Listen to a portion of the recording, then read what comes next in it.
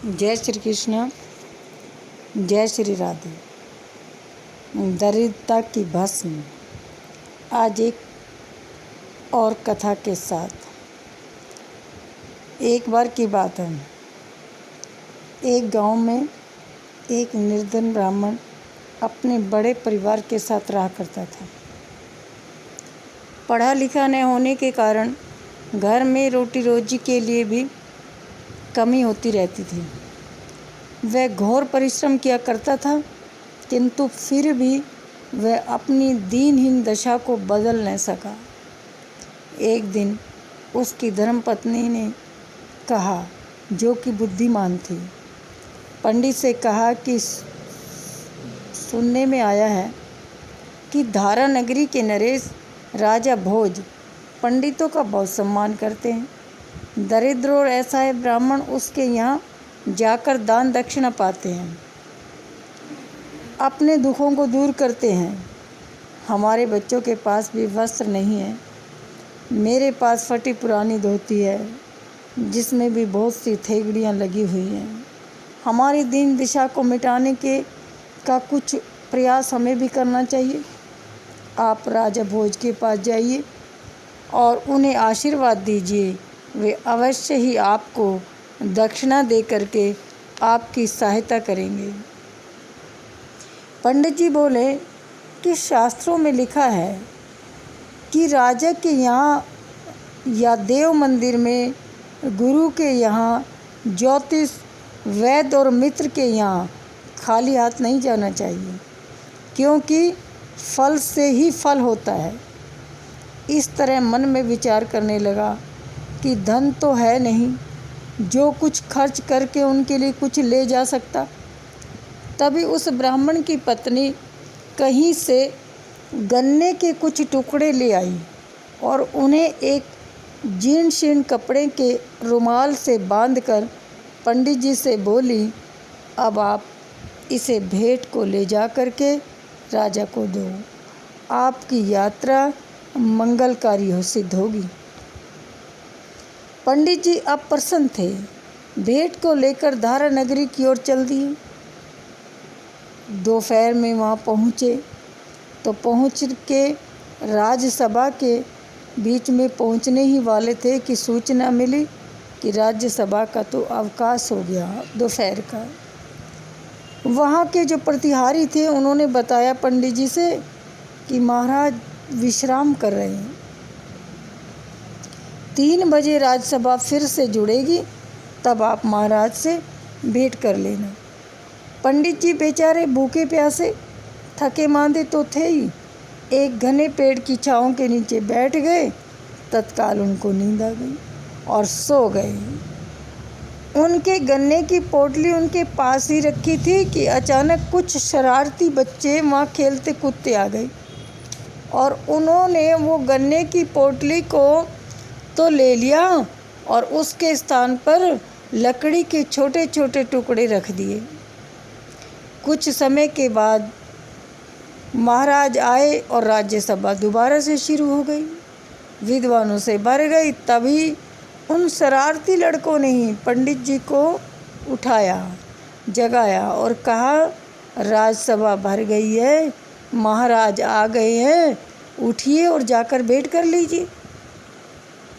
पंडित जी उठे, बगल में रखी पोटली को उठाया और घबराते हुए राजभवन में पहुंच गए। उन्होंने देखा महाराज भव्य सिंहासन पर बैठे हैं, पंडितों में शास्त्रार्थ हो रहा है।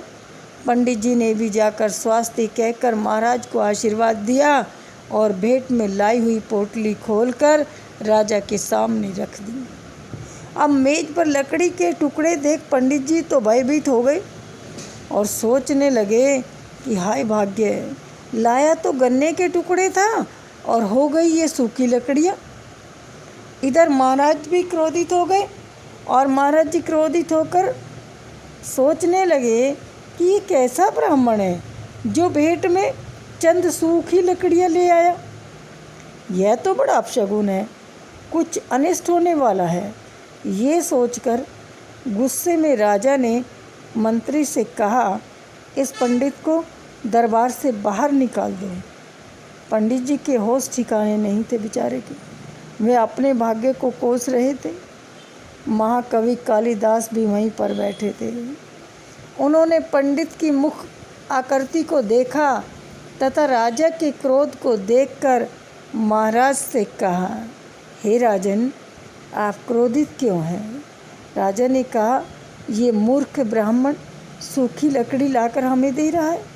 कोई फल ले आता, कोई फूल ले आता, कोई सुपारी ले आता आशीर्वाद में, किंतु अशुभ फल सूचक ये सूखी लकड़ी तो नहीं लाता। कालिदास ने कहा, महाराज, ये ब्राह्मण सूखी लकड़ियों को जानकर ही लाया है। आप इसके अभिप्राय को समझे नहीं। आप इसके अभिप्राय को समझिए और इसको यथेष्ट दक्षिणा देकर सम्मानित करके विदा कीजिए। जिस प्रकार सुंदर वृक्षों से शोभायमान खांडव वन को अग्नि देकर अर्जुन ने भस्म किया था, स्वर्णमयी लंका को हनुमान जी ने भस्म कर दिया था, संपूर्ण लोकों को सुख देने वाले कामदेव को महादेव जी ने भस्म कर दिया था, परंतु उस तरह संपूर्ण मनुष्यों के लिए दुखमयी दरिद्रता को किसी ने भी भस्म नहीं किया है। इसीलिए महाराज, इस ब्राह्मण का प्रयोजन यह है कि आप इन सूखी लकड़ियों के टुकड़ों से मेरी दरिद्रता को भस्म कर देंगे। इसीलिए ये चतुर ब्राह्मण भेंट में ये सूखी लकड़ी लाया है। राजा यह सुनकर हर्षित हो गए। उनका सारा क्रोध जाता रहा और प्रसन्न मन से राजा ने ब्राह्मण को बुलाकर 10 सहस्त्र मोहरे दक्षिणा में दे दी। ब्राह्मण भी बहुत प्रसन्न हुआ और जाने लगा। पुण्य जाने क्यों पीछे मुड़कर देखने लगा। राजा ने कालिदास से पूछा कि ये ब्राह्मण पीछे मुड़कर क्या देख रहा है। पंडित जी ने इसका उत्तर दिया। कालिदास ने अभी कुछ कहा ही नहीं कि उससे पहले पंडित जी ने स्वयं इसका उत्तर देते हुए कहा, आपने मुझे जो द्रव्य दिया है, इससे मैं पीछे फिरकर मुड़कर ये देखता हूँ कि अनेक वर्षों से जो दरिद्रता, जो गरीबी मेरे पीछे लगी हुई थी, वह मेरे पीछे से हट गई है, भाग गई है, या मेरे पीछे अभी भी लगी हुई है।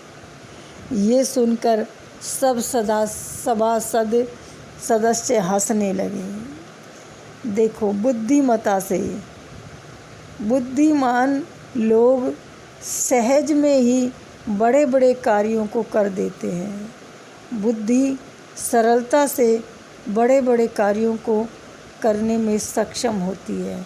इसीलिए कम बोलकर अधिक बुद्धिमता से काम लेना चाहिए। ये है